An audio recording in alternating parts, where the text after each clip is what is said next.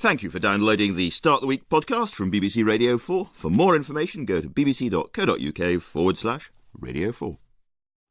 Hello. Icons, art and crime all swim along together, side by side, interlinked in the jangling, fizzy digital ocean in which we live. If people today have a short attention span, perhaps it means that we focus more on icons, mentally ticking off Mona, Shea, the red heart sign as we go. Martin Kemp, the art critic, tells us what makes an icon. He describes a world of messy vitality, which is a phrase also used for postmodern art, architecture and style, which is the subject of a new V&A show, co-curated by Jane Pavitt. Postmodernism is perhaps over now. So what comes next? Later, Tom Uglow, creative director at Google, tells us about post-digital culture. But before that, something which might make you turn back to the simple post and flinch from digital altogether. Misha Glenny has been investigating the generally underestimated and deeply alarming world of cybercrime in a new book he calls Dark Market. Misha, this is a sort of world tour of cybercrime, and there's all sorts of bizarre characters that you fish out and talk to. But let's start with the title, Dark Market. This refers to a specific site. That's right. The website Dark Market, www.darkmarket.com, was the premier English-language criminal website until it closed down in late 2008. And what it was a forum which, like Mumsnet is to parents, exasperated parents around the United Kingdom, Dark Market was to criminals around the world. So they would go in there, they would log in, they would seek to purchase or sell thousands, tens of thousands of cloned credit card details, to buy and sell the latest viruses, trojans, worms as they're called, or to download tutorials on how to commit the latest type of cybercrime. And in the physical world, there's an extraordinary moment in your book where a large number of these cyber criminals gather for a sort of conference, which sounds a bit like a kind of an ordinary business conference in Odessa in the Ukraine.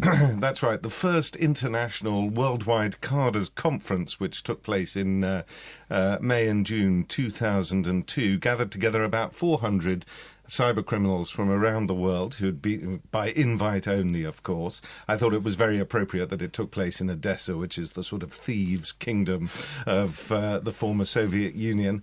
And I tracked down some of these characters and some of the characters who appeared later on the so-called carding scene, because there's a problem if you're writing about cybercrime or technical aspects of computers, and that is, for most people, this subject is witlessly boring. And so the only way you can begin to describe how serious and how important this subject is to track down the characters involved. Now, they come from all over the world. They come from very different social and ethnic backgrounds. But there are certain things which join them, which they share, characteristics. One is 95% of them are male. Another one is they learn their hacking skills when they're about 13, 14, 15 years old, well in advance of any full development of a moral compass. And the other thing is quite often they are very bad at communicating in the real world. And what the virtual world gives them is a way that they can show off their skills without having to deal with people one-to-one. And you describe them also embedding themselves in effective mafias, Russian mafia, Ukrainian mafia, South America, all around the Mediterranean. Now, once upon a time, there were criminal gangs and networks, and the rest of us living outside of their geographical area rarely came across them. But what the internet has done is made the Russian mafia just as much a part of the world that you and I live in London or Britain as almost as it is in parts of Moscow. That's right. What happens with cybercrime is that cybercrime will be commissioned, say, in Odessa in Ukraine. It will actually take place in Idaho, and then the so-called cash out, where the money is realized from a credit card or from a hacked bank account, will take place in Dubai or China. So that within the space of literally 10 to 15 minutes, a crime which encompasses half of the world is realized without the person, of course, who's the victim, knowing necessarily either for a very long time or ever. One of the things that you talk about in the book is that vast amounts of money are being stolen from all of us, all of the time, not all of us, but many of us, all of the time, around the world. And there's not much discussion about it. Everyone seems to want to keep this quiet, including the people who you might have thought are the main victims of it, which are the banks and the insurance companies. Well, the banks are very worried that their reputation will be damaged if it comes out that they're regularly attacked, for example. So that when it comes to trying to prosecute cyber criminals, one of the things that the police have to do is to go to a bank and say, will you confirm that this string of credit or debit cards was stolen or this account was hacked into? Now, that means if the banks say yes and go to the court, that goes into the public domain. And that means that their reputation is potentially damaged. So the area where we see the biggest growth of cybercrime at the moment is actually industrial espionage, industrial competition. But we know nothing about it because companies are too frightened to admit to being victims. And the scale of what you describe is astonishing and terrifying. Is this simply one of those things that we have chosen not to look at? That's happening all around us, but perhaps a bit like the bubble in the banking world before the crash. We're all looking the other way. I think we're reaching a tipping point whereby governments are all saying we have got to do something about security because everything links into each other so that, you know, when you're being attacked by some form of cyber criminal, you're not actually sure, is this a cyber criminal?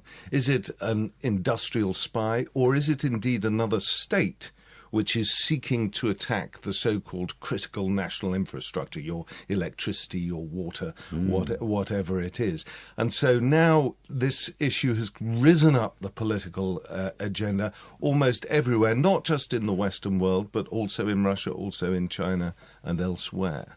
Martin Kemp. Yes, I wonder if we could look at the sort of slightly more individual aspect which we all encounter on a regular basis, which you deal with very well, the kind of fishing expeditions. And I got one recently purporting to come from the Inland Revenue, saying they wanted to give me back some money, which of course I was deeply suspicious about. But one of the concerns is, you write this book and you illustrate this very well, but I think the levels of education, public education, simply in saying, is this real? How do I discern what's not real? What is authenticity? And how do I test in this morass? Well, at the moment, there's actually a very simple way, and I must say in advance that I have no commercial interest in this whatsoever. But the quickest way to protect yourself from online attacks is to drop any Windows systems that you use and go over to Apple. That's because 90% of the world's computers are run on Windows. And so criminals develop their viruses for Windows. They don't bother with Apple's. Now, I say this actually against my own interest because I'm completely appled up. But when we see Apple's taking 20-25% of the market with the iPad and the iPhone, I think we're bound to. All of a sudden, we're going to see a slew of viruses towards Apple's as well. But there are simple things that everyone can do to dramatically reduce their risk of being the victim of cybercrime. But they tend not to, as you pointed out. Absolutely. Jane Pavitt. Yes, I think what interested me about your book is the way you describe the permissiveness of this kind of pernicious nature of this. But I wondered to what degree you think, if you would be predictive about it, how far we might just learn to live with this, in the same way that we take on risks to, driving a car at high speed or taking air travel or whatever. Is it just something that just becomes part of the way we live? I think it does, except the threats are regrettably rising exponentially at the moment. And if we move into the far end, the cyber warfare end, we saw the emergence last year and this year of a particular virus called Stuxnet, which attacked nuclear facilities in Iran. And what that means is that some state or other has put out into the world a virus which can, cause huge damage to a country, which means that the beginning of an arms race is now taking place in the cyber world. And indeed, there is already an arms race in the sense that the Americans have set up an entire bureau for sort of cyber security. Not just and GCHQ we have as well. And not just a bureau, but a new military domain, the fifth military domain, along with air, land, sea and space, and the first ever man-made military domain, cyberspace, and they have an entire cyber command. And they did this after there was an attack on Estonia, That's which right. nearly destroyed the entire Estonian establishment. In 2007, well, it nearly destroyed a lot of Estonia's infrastructure, certainly brought it down for a long time. Tom Uglow. Yeah, I just want to say I'm really enjoying the book at the moment. I mean, it's written like a thriller. It's not written like a dry account of cyber crime. And you should say there's lots of bizarre characters, aren't there? The Iceman and all sorts of characters. I'm kind of completely torn by the idea that you might have met these people and that sort of who your favourite hacker is. Oh, well, they're very entertaining. I'm very fond of somebody who used to work for Soviet military intelligence because he combines a technical ability with a political understanding, which is very rare amongst these people. A lot of them I feel real sympathy for because a lot of the younger kids who become involved in cybercrime are not terribly good socially in the real world, and this is the only thing which gives them some sense of affirmation of their worth in the world, and unfortunately they are manipulated into becoming engaged in crime. I think that comes through very strongly. Yeah. Well, we mentioned Apple again and again there, which is useful because Apple, it is an icon. The Apple sign has become a modern icon. Martin Kemp, in your book "Christ to Coke: How Image Became Icon," you've looked at a series of very old icons from sort of some literally the iconic images of Christ back in the Byzantine Empire and so on, right the way forward to the double helix as a modern icon. And you've tried to pick out some of the things that make an icon. It's a very, very difficult thing because you're dealing with all sorts of heterogeneous objects, from the simplest signs to something as beautiful as the Mona Lisa. I thought it was easier in a way to tell the stories of how each of these exemplary icons, and they represent types, they're not a kind of top 11, that was a better way of getting into the topic. And of course you have to say at the end, do they share anything in common? And it's a very loose clustering of things they share in common, and some of them you'll find have just one major characteristic none of the other ones have.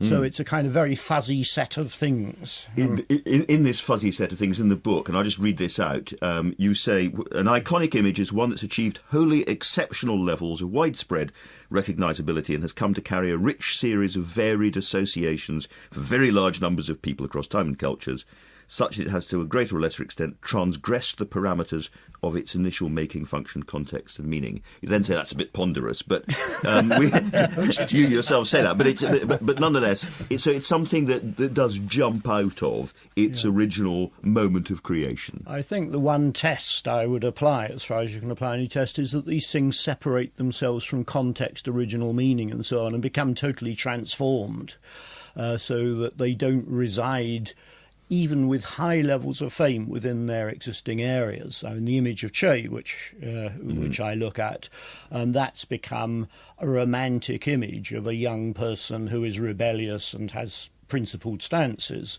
Now, if you look at Che's career, it isn't quite like that. And indeed, he wasn't even very keen on his cigars, which he was always photographed with, I gather. He had very bad lungs, and he smoked cigars as a terrific letter back to his mother, I think it was, when he was in the jungle, saying, I look like a real soldier now. I'm wearing all these battle fatigues, and I even have a cigar. Yeah. And so lots and lots of kids and other people have images of Che one way or another and used in fashion designs. Very few of the people displaying this have any idea about Cuban communism or the conditions under which Che Guevara emerged. Yeah, indeed. Yeah, that sense of the person, the reality of the person. So they live, like the Mona Lisa, which inevitably you have to do, they live through the myth, and the myth assumes a kind of superior level of reality. And in terms of, there's a wonderful image in your book where everything comes full circle, and there's a church's advertising campaign. So the Che Guevara photograph is a little bit like Christ. I mean, that seems to be one of the things that caught people's imagination subconsciously, with the beard and the long hair and the flowing locks and the big eyes. And then one of the church's advertisers took the Che Guevara icon and turned it back into a picture of Christ. Yeah, there are amazing crossovers here. If you go into the internet and you put together the terms, say, Christ and Coke, you get amazing, bizarre things, which I couldn't illustrate in the book, because I was being bullied by the Coca-Cola company, who stopped you showing a lot of this stuff. If you put in Che and Christ, you get an amazing collection of totally bizarre things. Mm. And you mentioned the Coca-Cola company. Bullying or not, there is a fabulous story, because you include the Coke bottle as one of your icons there. And you tell the story of how this was originally designed. Very interesting pictures of the earlier designs, which are rather kind of fatter and more object. But the whole thing is based on a misconception. Oh, it's absolutely extraordinary. And this is really not known at all, and it's just old historical work going back to sources. And in 1915, Coke decided they needed a brand bottle shape, because all the bottling plants did different bottle shapes. They sent off the 3 employees, including a man called Earl Dean, who was responsible for the bottling plant, to look up in the encyclopedia to look for a coca plant, which is where the cocaine came from, and to look for a cola nut, which is where the caffeine comes from. And this was Encyclopaedia Britannica 1911 they would have gone to. And if you go there, there's no illustration of a coca plant, there's no illustration of a cola nut. But what there's an illustration of a cocoa pod. So, and this has this curvy 10-rib structure, and that is what Earl Dean looked at. That is what he used for the basis of his bottle. So it should be full of some sort of chocolate liquid. So it's the wrong nut. It's completely nuts. and you tell the story about how that evolved. That's very interesting. You also mentioned then the Mona Lisa, because that's an interesting one. You're one of the very few people I've ever come across who's actually seen it out of its kind of shatterproof, bulletproof cell in which it's immured. You should call it her. I mean, it's a funny thing that was one of the few pictures you actually think of as a her rather than an it. I've seen it twice out of its frame, and we know little bit of niggling exactly who she was.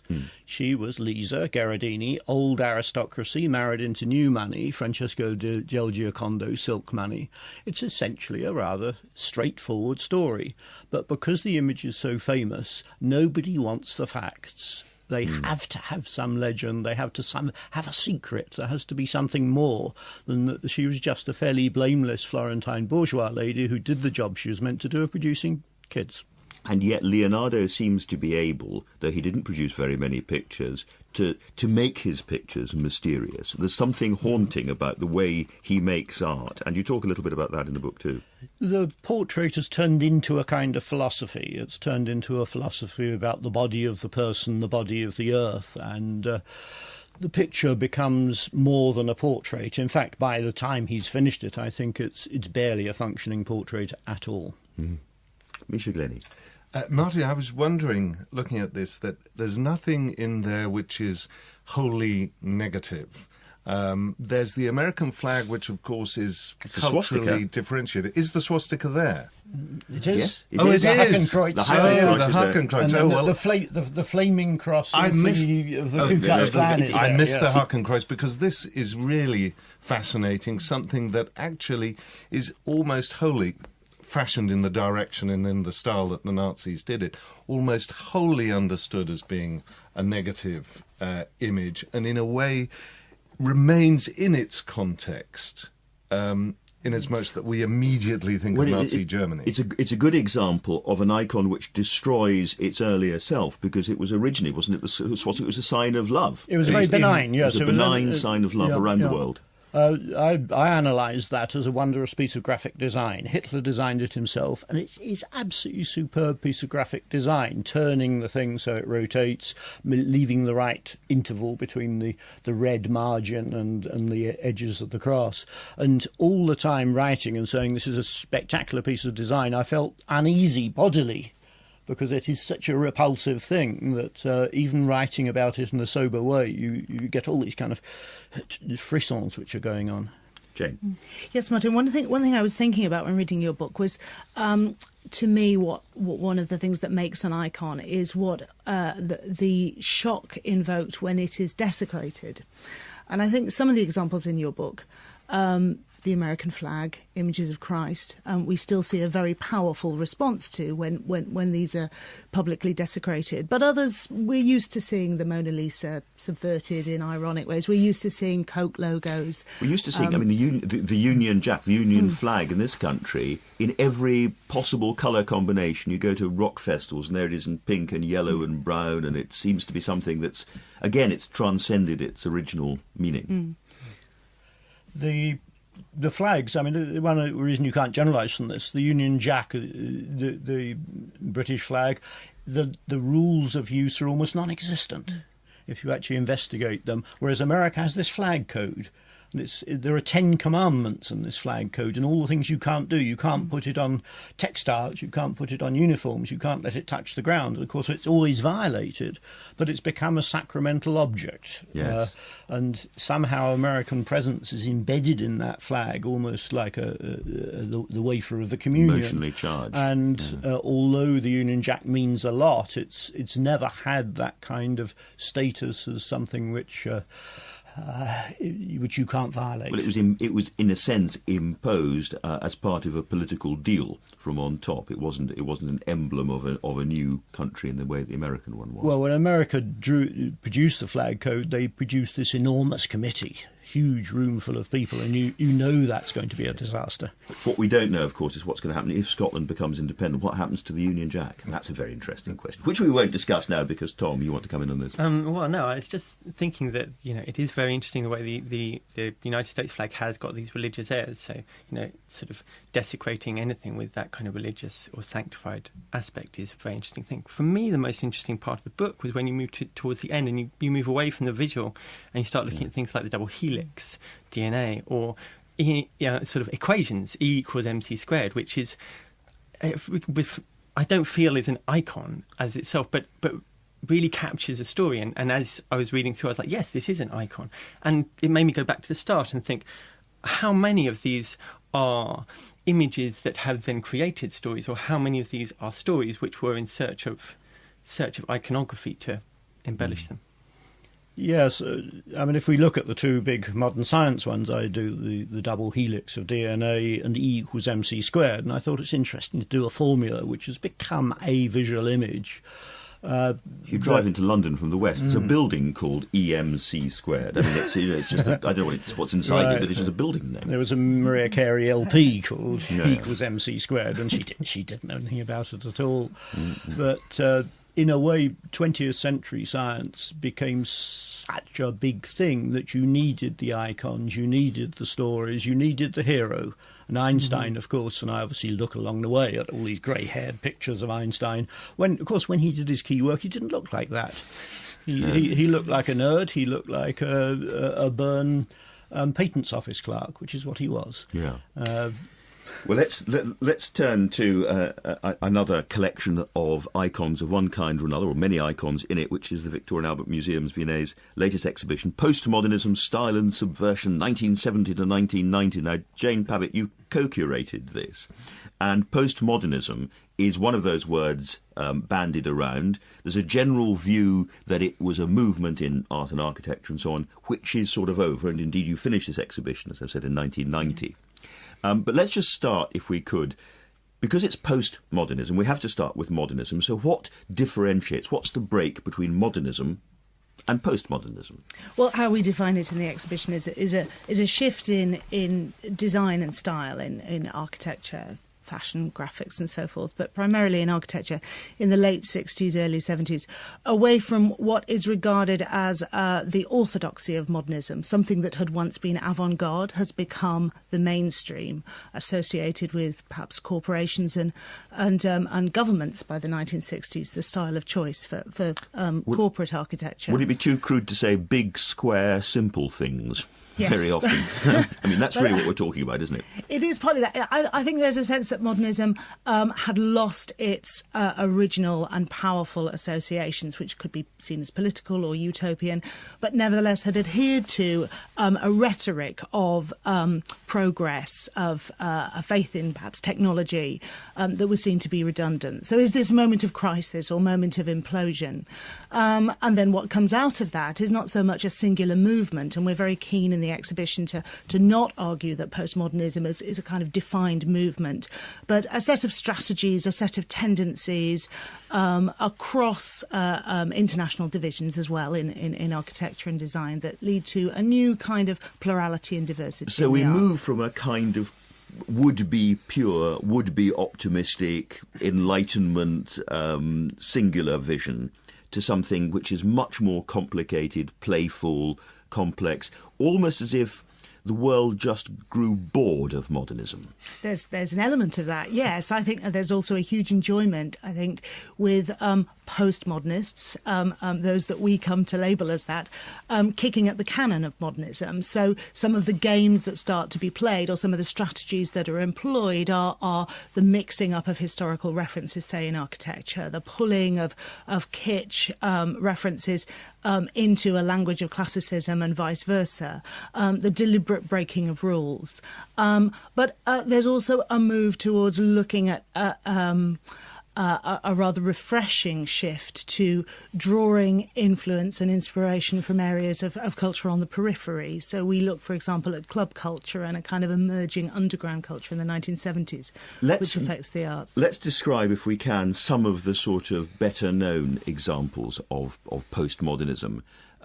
There are the sort of destroyed buildings, for instance, by wines, aren't there, where you've got a building which appears to be falling down, bits are crashing off it, and there's cracks in it, and so on. That would be one example. Yeah, one of the things that we found really fascinating with trying to draw together the kind of range of stylistic practices in postmodernism was this fascination with the pre-ruined or the aesthetics of destruction. And you see it all kinds of areas. You mentioned James Wines, the American architect of site architects who created a series of shopping centres for a company called Best in the early 70s. And in fact, the owners of Best Products, which was a kind of mainstream DIY store or product store, they were also collectors of pop art. They were very interested in the contemporary art world, and they commissioned Wines as an artist architect to make a kind of intervention in their shopping centres.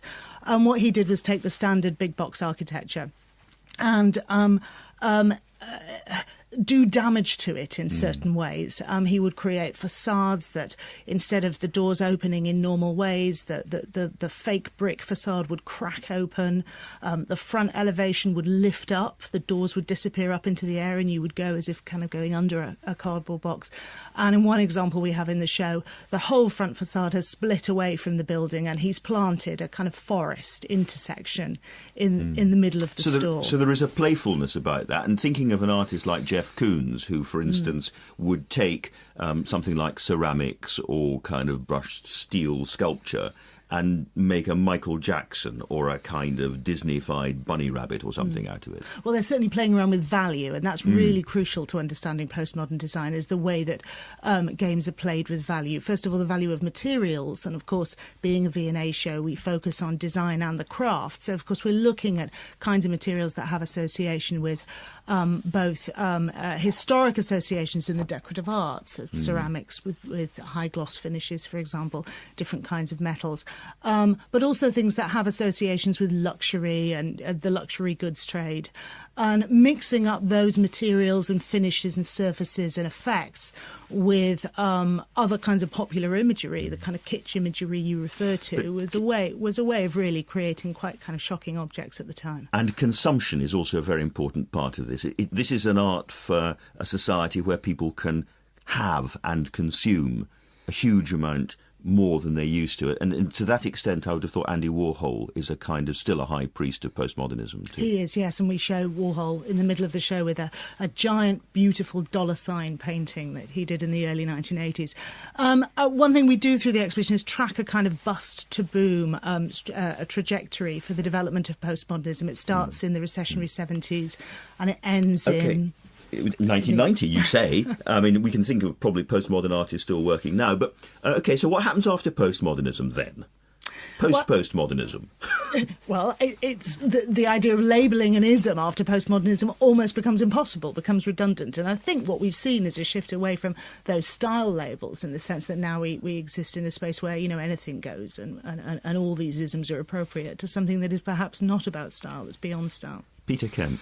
Martin Kemp. Martin Kemp. I'm happy to be misidentified. Peter's rather distinguished. I met him yesterday. You're both very distinguished. I have some difficulties with postmodernism. I'm old enough, actually, to have begun with modernism, lived through postmodernism and come out the other end. And I still don't, in a sense, know what it is, other than the fact it misdescribes modernism. Modernism is terrifically varied. Andrew's big simple things is one thing, but you've got surrealism, you've got Duchamp, you've got incredible variety, and there's a very good Stanley Spencer show going on at the moment in Compton Vernet near me. So this idea that modernism is this monolithic, single unitary thing, and all movements have to do this. The Renaissance had to say, well, we've got these horrid Dark Ages. This is some monolithic You need something thing. to topple over, don't you? You need something to topple over, and you do it very crudely. It's like criticising positivism. It becomes a kind of big, crude thing. And I've never been convinced that postmodernism wasn't any more than an extension of modernism. Well, I'd agree with you to a certain extent. I mean, I think there is a moment where the kind of killing of the father moment became very important, particularly in architecture. And I think also you can track strategies that continue from modernism, particularly from surrealism. There are very Dadaist gestures being made in postmodernism in the 70s. So it's messy. Of course, it's messy. But certainly the need to respond to something, to react against something, is really very powerful at this moment. And there's a definite fracture. There's a definite break. Cedric Glenny. I loved your Buster Boom timeline. I think this is very important, because what strikes me about postmodernism, in as much that we can define it, is the sense of fracturing, fragmentation, and also fear underlying a lot of it, that certainties are beginning to change and we're not quite sure what to make of it. So you get a whole range of really odd icons emerging at a time that comes after a period of certainty after the initial post-war period. Well, we're going to pursue this business of what comes after postmodernism with Tom Uglow. You're a creative director at Google, which sounds great, and you're going to be speaking at a festival which is dedicated to post-digital culture. So having discussed what postmodernism might or might not be, what is post-digital? I think post-digitalism is rather simpler than postmodernism, and it's certainly not an ism. I mean, it's not this idea that it's a movement or a set of ideas. It moves on from postmodernism, as you say, everything does. But it's an idea coined in 1998 by an MIT professor called Nicholas Negroponte. And what it really refers to is the kind of immersion of digital culture in all our lives.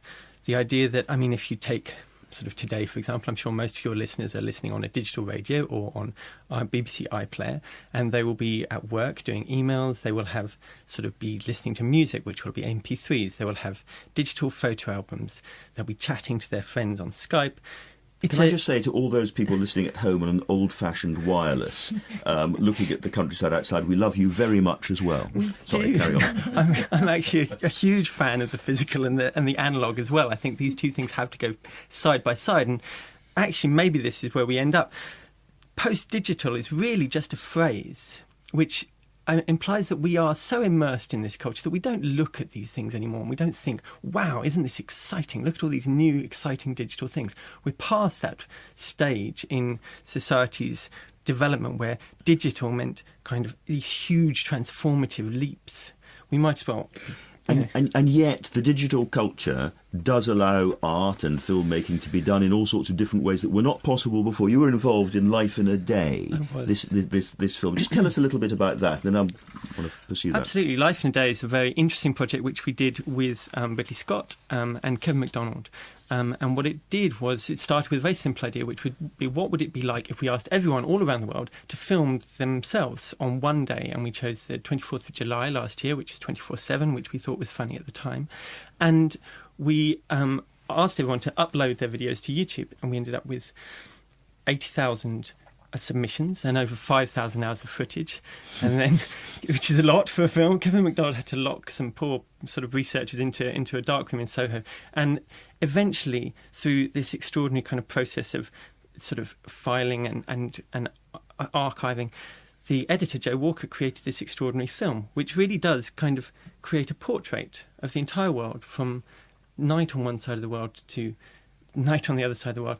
And it does this amazing thing of rather than telling a story or a traditional narrative, it gives these very fragmented views of our lives. And through this incredible fragmentation, it really does create a kind of entire picture, a whole. Well, this is interesting because I was about to go on to say that the digital world blurs the distinction between artists and consumers, that everybody can become their own artist. But in that case, actually, that is not true.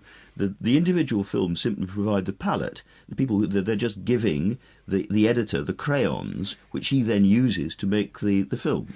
Yes, I think there are instances where you can crowdsource content, and there are instances where you can crowdsource creativity. There's another very interesting project called the Johnny Cash Project, where which took the last video that Johnny Cash made for his last song, and what it did was it used digital to cut up all of those frames, so you have 60 frames in a second, so thousands of frames, and everyone was allowed to draw their own version of that frame and then put the frame back into the video so that then you can play the song, you can play the video. And it's really moving, and it's a sort of stop motion animation of all of these people all around the world, their drawing of each frame, and everyone puts so much into each frame that it becomes a very powerful thing. So if it starts to break down the notion of the full-time artist who is paid by some patron or whoever to produce art all of the time, and allows lots and lots of people who have an artistic talent of one kind or another to make art some of the time and not to be paid for it, is that illicit? I think that's unfair. I think that's not really what's happening. It's not necessarily a bad thing, I'm saying. No, I mean, it is. What it certainly is doing is democratising. All of these tools and platforms are democratising. When you democratise the tools of production, in other words, you allow everyone to have cameras and you allow everyone to use their software to make imagery, and you democratise the tools of distribution, you create things like sort of YouTube, which allows anyone to publish any video and to reach millions and millions of people, then inevitably you get these extraordinary new creative forms and creative outpourings. And right at the moment, we're not really clear on what those are. Alphaville actually has people who are at least focused on the creative act, but I think they very rarely would define themselves as artists in the terminology that you might like. Martin Kemp, I just want to ask about the attention span issue, because with a lot of traditional art, probably modernist art and other, the notion that you spend a great deal of time thinking about something, creating it slowly, and then as somebody watching, you spend a lot of time in front of it. You'll spend your 5 hours listening to a Wagner opera or whatever it might be, but you might spend half an hour or an hour looking at a picture very intently. We've lost that, haven't we? We've moved beyond that, and that is partly because of the technology that we use, the digital technology. This is right. We go for instant visual fixes now. We go for the image which goes bang, and what you see is what you get, and it's all over very quickly. You see it in cinema. Cinema, nothing is on the screen for more than about 1.5 seconds. I sat in a James Bond film, having got rather bored, and actually timed the cuts. So there's no space, there's no build-up for tension. It's just put at us, bang, bang, bang, the whole time. And even in my boring academic lectures, I now use about 70, 80 slides, whereas past I would have used about 30. Misha. Well, the interesting about that is technology and our exposure to it, and particularly young people's exposure, we know is changing us neurologically, that the hardwiring of the brain is shifting in order to accommodate this more rapid experience of imagery and information absorption. It's really weird. From the point of view of the arts, I'm slightly worried about this, because one of the great things in art is to get the spectator to do things for you, to leave enough space to be generous, to let us in and use our imaginations. And this bang, bang, bang of images doesn't let us do that. It's not generous. It doesn't let us expand our own imaginations. It's just being thrust on us. May explain the extraordinary popularity of Rothko, by the way, the kind of something that is about drawing you in and is about almost nothing else. I mean, it's about making you sit there and look at a... Compared with Damien Hirst, where you've simply got the pickled shark, and it's a pickled shark. And that's that. Tom? I do agree with the dangers of the jump cut, say, and the dangers of kind of this very fragmented approach. But I also think that one of the things that we're looking for, in a way, is that contemplative moment. There's digital is not responsible for that. It's merely the way in which we are utilising it at the moment. And I think that what's very interesting is when you do begin to find artists who are creating things which have time, have space built into them, which allow you to forget that there's certain software or that there's certain computer-y, geeky things being used to create this, and that actually there is something profound that reflects sort of humanity back at us. And when digital starts to do that, that's what we call post-digital art. Jane. Yes, I mean, I think I was encouraged by what you said about, loving the analogue and the physical as well. And I think what you're talking about is maybe a shift to the way that content is being generated, but we're also talking about the ways in which people make stuff, that they're making things and using tools in ways that are leading them into, perhaps alternative ways of creativity. And perhaps we just need to expand our spectrum of defining making. So part of the lesson of the post-digital culture is simply that we have become so familiar with it that it almost doesn't exist for it. It's just simply what we have in front of us. It, like a pen or a piece of paper or a violin, it's what we have and what we use. Absolutely. I mean, I think we're at a point, people don't talk about the road trip anymore and discuss the combustion engine. And people certainly don't go to photo exhibitions and talk about camera art. So I think that's really the point. Yeah, I think the camera parallel is very apposite in this case. Initially, with photography in 1839, it's all about technique and it's all about how it works and the wonder of it. And of course, when people get their box brownies, they're into completely different. They're not thinking about the wonder of the process. They're thinking about, is Uncle Jim looking good in this? Well, the wonder of the conversation sadly now has to come to an end because we've run out of time. I gather somebody was complaining about the use of the word Union Jack, saying it is properly Union flag. I think if they listen carefully, they'll say I said Union flag, or some people say Union Jack. Quite right about that. You can hear Tom Uglow discussing post-digital culture at the Alphaville Festival in London on Friday. Details on the Start the Week website. Jane Pavitt's exhibition of postmodernism, style and subversion is on at the V&A from this weekend. Misha Glenny's Dark Market, Cyber Thieves, Cyber Cops and You is out now, and Martin Kemp's Christ to Coke, How Image Became Icon is published next month. Next week we pit Verdi against Wagner, England against Wales, and throw in a bit of the French as well with Peter Conrad, Simon Jenkins, Gillian Clark and Pierre-Laurent Aymar. But for now, goodbye. Thank you for listening to this Radio 4 podcast. If you've enjoyed it, you might like to try others like it, such as In Our Time or Thinking Aloud, both of which are also available from the Radio 4 website. Thank you for downloading the Start the Week podcast from BBC Radio 4. For more information, go to bbc.co.uk/Radio 4. Hello. Icons, art and crime all swim along together, side by side, interlinked in the jangling, fizzy digital ocean in which we live. If people today have a short attention span, perhaps it means that we focus more on icons, mentally ticking off Mona, Shea, the red heart sign as we go. Martin Kemp, the art critic, tells us what makes an icon. He describes a world of messy vitality, which is a phrase also used for postmodern art, architecture and style, which is the subject of a new V&A show, co-curated by Jane Pavitt. Postmodernism is perhaps over now. So what comes next? Later, Tom Uglow, creative director at Google, tells us about post-digital culture. But before that, something which might make you turn back to the simple post and flinch from digital altogether. Misha Glenny's been investigating the generally underestimated and deeply alarming world of cybercrime in a new book he calls Dark Market. Misha, this is a sort of world tour of cybercrime, and there's all sorts of bizarre characters that you fish out and talk to. But let's start with the title, Dark Market. This refers to a specific site. That's right, on the so-called carding scene, because there's a problem if you're writing about cybercrime or technical aspects of computers, and that is, for most people, this subject is witlessly boring. And so the only way you can begin to describe how serious and how important this subject is to track down the characters involved. Now, they come from all over the world. They come from very different social and ethnic backgrounds. But there are certain things which join them, which they share, characteristics. One is 95% of them are male. Another one is they learn their hacking skills when they're about 13, 14, 15 years old, well in advance of any full development of a moral compass. And the other thing is quite often they are very bad at communicating in the real world. And what the virtual world gives them is a way that they can show off their skills without having to deal with people one-to-one.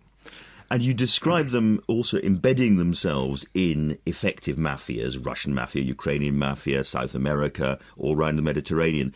Now, once upon a time, there were criminal gangs and networks, and the rest of us living outside of their geographical area rarely came across them.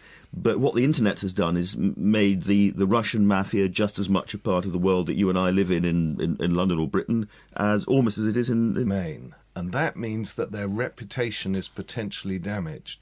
So the area where we see the biggest growth of cybercrime at the moment is actually industrial espionage, industrial competition.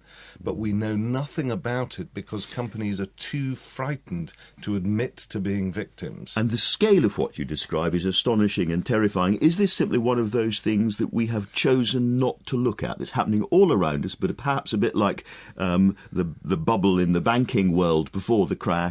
We're all looking the other way.